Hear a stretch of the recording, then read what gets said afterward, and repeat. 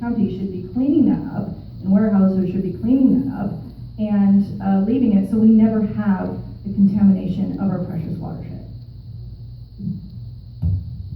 Okay, the next question is about senior housing. 1 minute answer.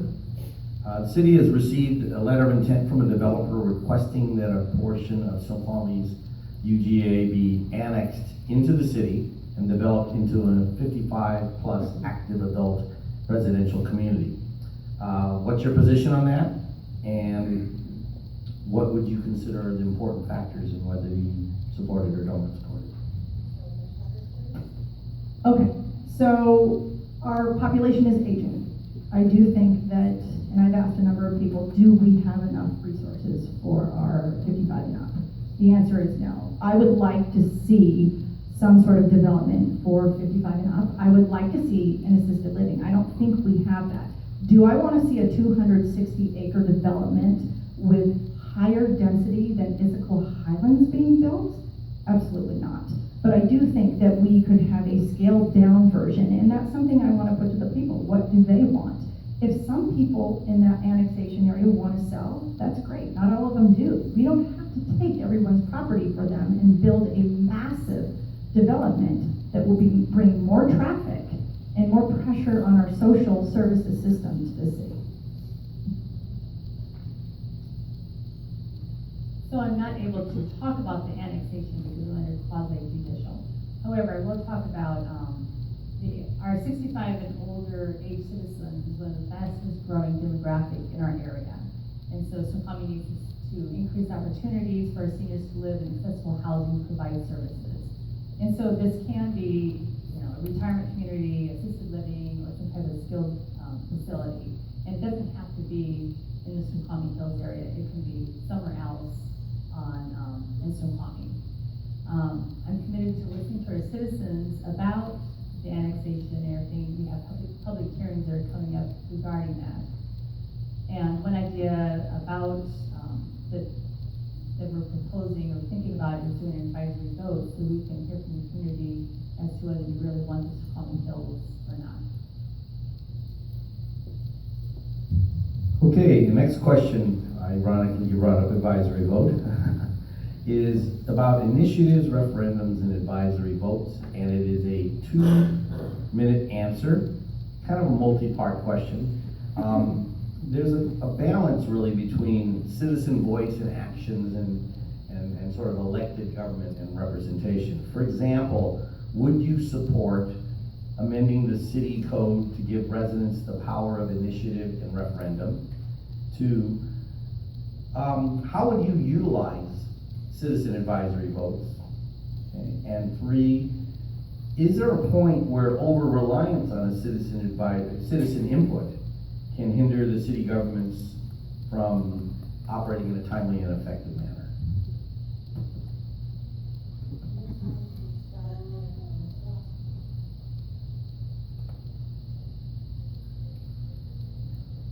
So initiative referendums are used in California, but in Washington State they're very limited, and so you cannot use them, for instance, for land use or zoning regulations, or anything appropriating money or authorizing or repealing the levy of taxes. So I'm not quite sure in what instances you really would be able to use it.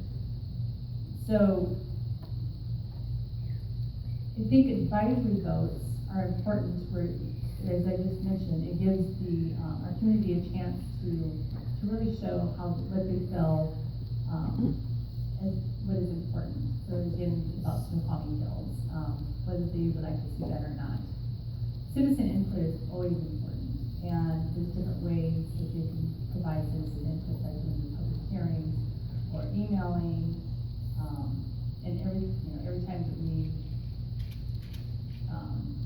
have public hearings, every time that we consider any of the issues through public hearings, we receive emails, etc. It's just important to have citizen input. I'm a huge proponent of democracy and the will of the people. And one of the things that Snoqualmie First really agrees on, we all agree on, is getting the power initiative and referendum. Issaquah has it, North Bend, Sammamish just voted it in, I think 53 cities in Washington that actually do have the power of initiative and referendum, and I want Snoqualmie to be one of them.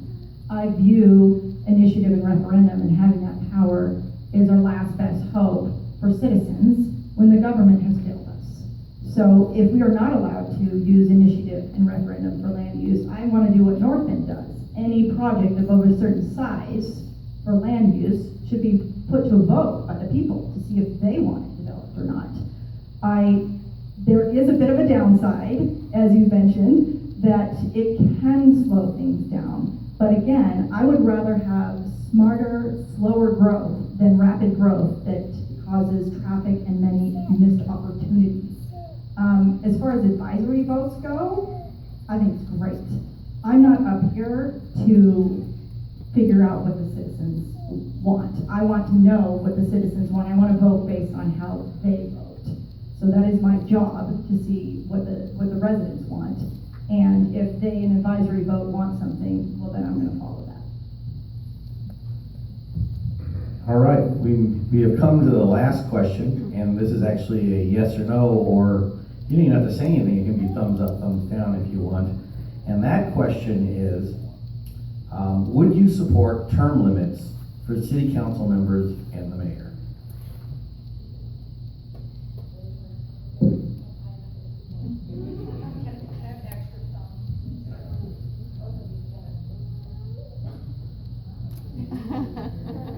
Alrighty, well, it wasn't that bad, was it? And I hope you had fun. I think we had fun. I think it was very illuminating, and we want to thank the candidates for sharing your thoughts, your values, your priorities, and your agenda. Can I say one last thing? No, you do get a chance to do one last thing. That is that, so we now come to the point where you get to do a closing statement. So this is a 2-minute closing statement, and for the record, guys, this is the part that you actually can applaud at the end if you want.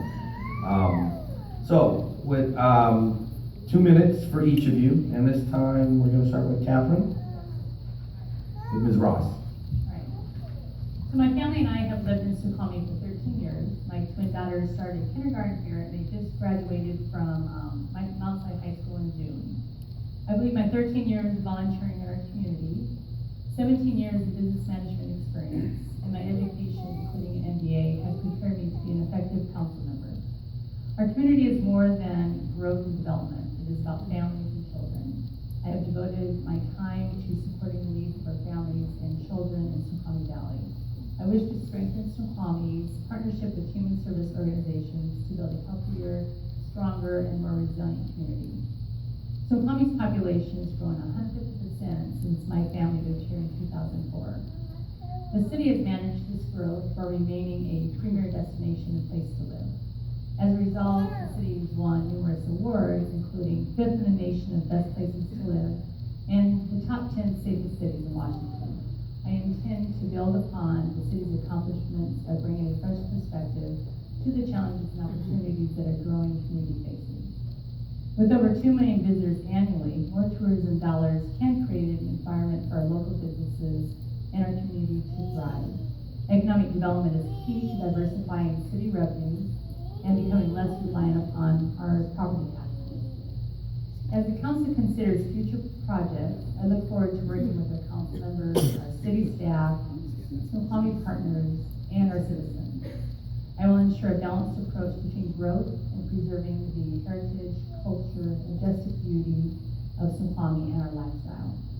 I am passionate about this position and will be able to devote most of my time to being an informed and effective council member. I would be honored to receive your vote to retain me as your city council member in position 2. Thank you.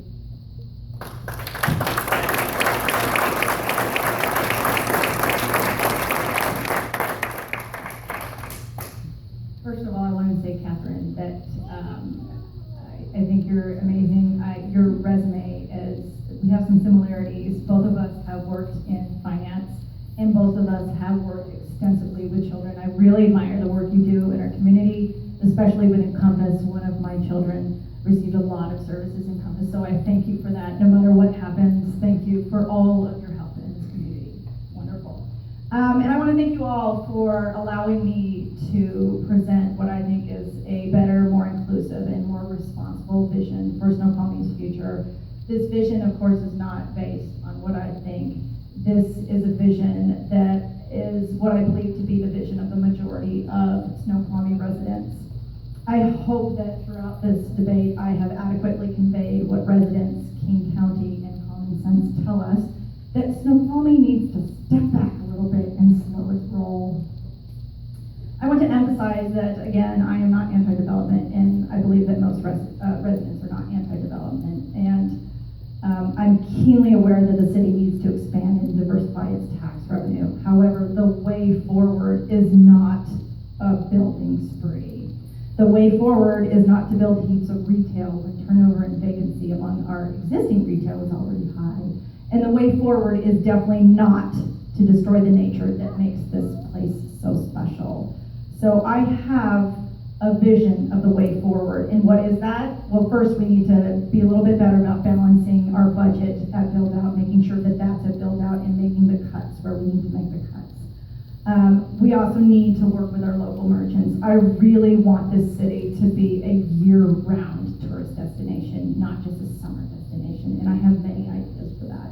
And finally, we need to give our residents more power to decide the future of the city. I look forward to working for the city. I look forward to working with other council members, and thank you very much for hearing me out.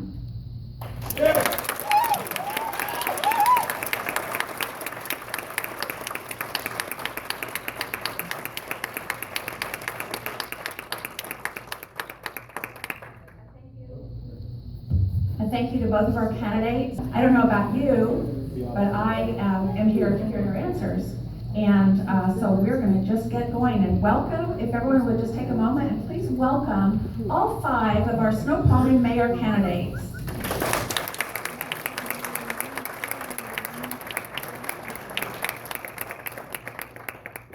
We have a lot of questions and we have minimal time, so I'm going to hand off our mic to our moderator, Mr. Clayton Fong. Thank you, Carolyn, and I'm going to call an audible because we got 5 candidates and a little more time, but maybe not enough. So instead of some 2 minute and 1 minute, I'm calling an audible. Everything's a 1 minute question. And you guys okay with that? And so let's go straight to it. I believe actually, Clayton, a point of order. Yeah. Are you going to allow us to do the 20-second opening statement? yes, absolutely. I was going to say though, I think we call this, everything's 1 minute. All the Q&A will be 1 minute, 20-second opening statement, and we'll still have a 2 minute close. Okay. And I think this is we call it an embarrassment of riches. We have 5 great candidates, so we want to hear from all of you as much as possible.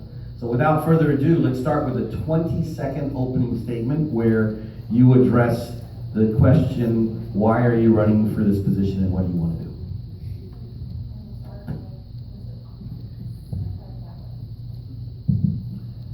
So my name is Brad Toft, and I decided to file for mayor because what you've already heard tonight, and I think the dialogue you're going to hear in this part of the program, is about the vision of the future of the city of Snoqualmie. So there's been some reference, I think, to some of the frustration, perhaps, or struggle that people have had with decisions that the city is making, and what they're being forced to digest right now with development. I believe it's the mayor's primary responsibility to cast a vision for the city and to talk about that vision openly with the public about what the future of Snoqualmie is going to look like. And that's a role that I want to take on as mayor of Snoqualmie. Hi, I'm Steve Pennington. I have a lifelong passion for local politics, and I really, truly believe that I'll be great at this job. I'm Ed Mortensen, and I'm privileged to be one of the 5 competitors here. And not being in the day-to-day operation of politics, I've known the council the last 2.5 years, and there's a lot of lacking consistency in some of the departments that I'd like to handle. I've seen many successes in my life and been humbled by many failures. So, thank you. Hi, I'm Matt Larson. With the loss of three experienced city council members this year, combined with the unusual convergence of several very complex projects, Snoqualmie is going to be facing some significant challenges this next year. I'm running for mayor because I love this community, and I want to continue providing stable and proven leadership to keep Snoqualmie thriving. Hi, I'm Buzzy Fletcher. I've been a resident in Snoqualmie for 26 years. Was a former mayor from 1998 to 2005, and I'm running to facilitate citizens' voices being heard and then acting upon what I hear, and also to slow down growth and look after some of the traffic that's overrunning us. All right, you guys were good. And I'm gonna skip all the instruction and all, because I think everybody was here, right? And everybody understands what we do. Okay, so let's start with the first question. Again, all of them are 1 minute. We very carefully planned this out so that everyone would have the same opportunity to be the first person to answer and the same opportunity to be the last person to answer. And sometimes it's going to run this way and sometimes it's going to run that way. So it might seem crazy, but it's super, super fair. So look to me and I will tell you when it's your turn. Sound good? Yeah, I'll ask the question. She's got the order. So, all right. First question really is about decorum. I think we and you all love this city. There's no doubt about it. But as candidates, there are certainly differences in values, positions, and priorities. Articulating those differences is the essence of our democracy. But mean-spirited personal attacks are too often a distraction to discourage voters. We've seen this play out in the national and state politics, and we've begun to see a little of it bubble up here locally. Will you take a pledge tonight to keep the debate focused on the issues at hand, and will you speak out to oppose when you see mean-spirited personal attacks on any opponent? We'll start with Mr. Pennington and move that way. So short answer, yes, absolutely. I've been saying from the very start of my campaign and everything that I've published that I'm not running against any of these gentlemen, I'm running for mayor. And beyond that, I would even go further and say that we should run a very, very fact-based set of campaigns. We should talk about the issues with as much accuracy as possible. The answer is yes, and as I mentioned, Can't hear you, Ed. the answer is yes, and I mentioned in the opening that I'm privileged to be a competitor here. The goal is to listen to people, be positive. Life is full of too much negative, so we just need to keep them forward positive. We all have different ideas, but the same goal at the end. Yeah, I'm very committed to that. I have no problem pledging to that. In fact, I said I'd let my 12 years as mayor and 4 years as a council member speak for itself. Our former city attorney, Pat Anderson, who had served 7 mayors, said at one point after my first year being mayor, he said, "Hey, Mayor, just get ready. At some point, the honeymoon's going to be over, because every mayor I've worked for, at some point, the relationship between the council and the mayor starts to kind of crash and burn." And I took that as a challenge, because I thought, I don't accept it has to be that way. Now, we can have strong disagreements amongst elected officials, but it's important to disagree without being disagreeable or personal sniping and personal attacks. And that's why we have to continue to maintain council meetings and relations amongst council members. We've had a very highly productive and functioning government in this city for 12 years, I think, because of that, because of a very respectful relationship, even amongst those of us that often strongly disagree. The short answer is yes, I'll take the pledge. When this election process is over and the citizens have decided what they'd like to do, we all live in the same zip code, and while Snoqualmie is bigger than it was, it's not really what I call a huge town. We all have to live together, and we're all going to show up and shop at pretty much the same grocery store. So yeah, I think keeping it civil is the right way to go. This is about politics, and it shouldn't be personal. I'll take that pledge. And I'll add to that is that I think that we need leaders, and not just on the city council, but throughout our community organizations that recognize the contributions of everybody in the community. So our kids go to school together. We all live, especially in Snoqualmie Ridge, we live right next to each other. And I think we need leaders that speak with clarity and give our residents something to aspire to for our future. And that doesn't happen when impacts on each other. And so whether you're voting for mayor, and everybody's taking the pledge here, but I think across all the races that will be in the city this year, and even throughout the school district, that would be a strong consideration for for every vote that you cast. Thank you. The next question is about future vision. Again, keeping to 1 minute answers. Describe the city of Snoqualmie you'd like to see in 20 years, should you be privileged to be elected part of its leadership. We'll start with Mr. Mortensen and then Dr. I'd like to see that the harmony of the community, especially between the ridge and the old town, with it continuing to grow right now, the activities on both sides. So it needs to grow, continue building, the parks and walkways to get connected. Maybe see more of a shuttle service for the younger people to go from the ridge downtown, even to North Bend, so they have activities that we don't have now that we maybe provide in the future. We've been acting from, I think, a pretty clearly defined vision of making Snoqualmie an extraordinary place to live and a premier destination. And that's informed so much of what we've done, whether it's the Railway Museum, lodging, or even with the mill site development around tourism and recreation. Or the revitalization of downtown with the new boardwalk and just really making that an extraordinary place. What we see in infrastructure, the vision is to get the entire city into a proactive state of maintenance so that we can deliver high value for the developer and resident out here.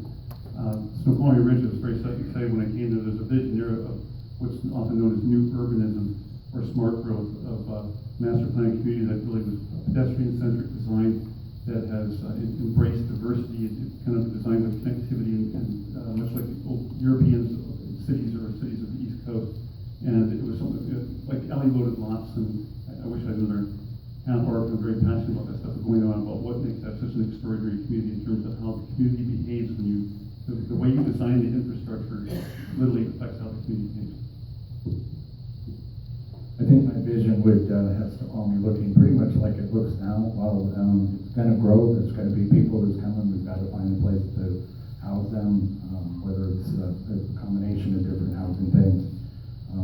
I think to continue to work and grow tourism, continue to work and combine the tourism with the ability for them to get to the businesses that we have so that our business community keeps working together and growing. To facilitate the city growing. I don't necessarily mean building bigger, but building better. There is going to be growth, so there's going to be some of that, but I don't think it needs to look a whole lot different than it looks right now. There's been a few statements, or a few people have made statements that Snoqualmie is becoming like Issaquah, and I do not believe that that is true, and I don't think that that's even likely. So there's a couple things about the zoning of Snoqualmie is that this city is never designed or intended to be a regional center like Issaquah is. People go to Issaquah to get their tires changed, do their grocery shopping, go to Home Depot. We're not currently zoned that way, and I think that you need to elect leaders that will respect that and maintain that zoning. But the vision overall for Snoqualmie is a place where development happens that improves the lives of the citizens that live here, not the people that necessarily want to come here to have services. In addition to that, we have a tourism asset at the bottom of the parkway in Snoqualmie Falls. And so having a historic downtown that leverages the tourism from the falls so that people will come and spend their money there is important. Finally, I would just say that our community has grown to a point. I'll stop.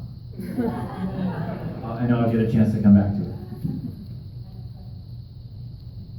So this question fits really well into kind of one of my philosophies, which is I have 2 teenage boys, and I feel like if we've done our jobs well as leaders, when they look back at their childhood, they're going to look back fondly.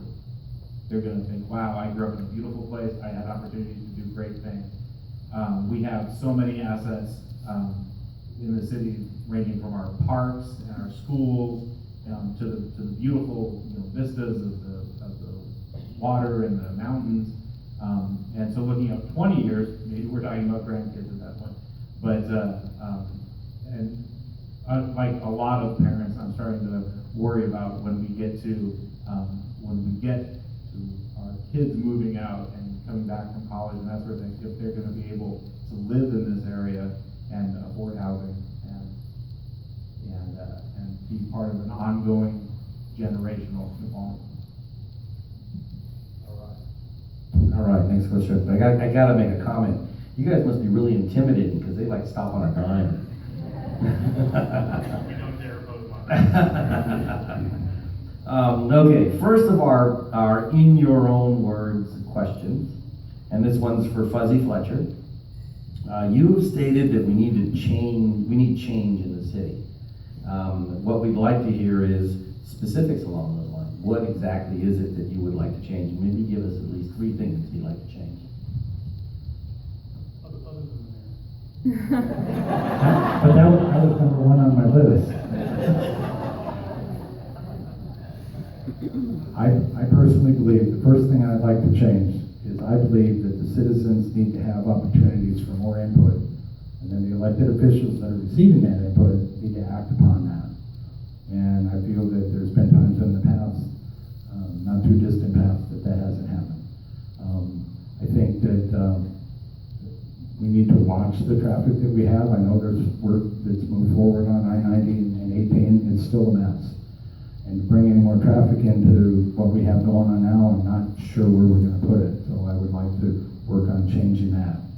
I would also like to work on affordable housing. And I believe affordable housing that we're looking at now is just using the wrong definition. You can look at changing different zoning issues, doing some infill in places that don't have houses now, maybe, I guess you could say, more density and not necessarily more sprawl. So because my time's ending, I'll catch up on the rest of it later. On the money again. Next question. This one is affordable housing, so you can continue on. This is really the question in terms of affordable housing is, what do you believe is the city's role in providing affordable housing for low-wage earners, young people, the aging population, and how would you propose addressing these concerns? We will start with Mayor Larson.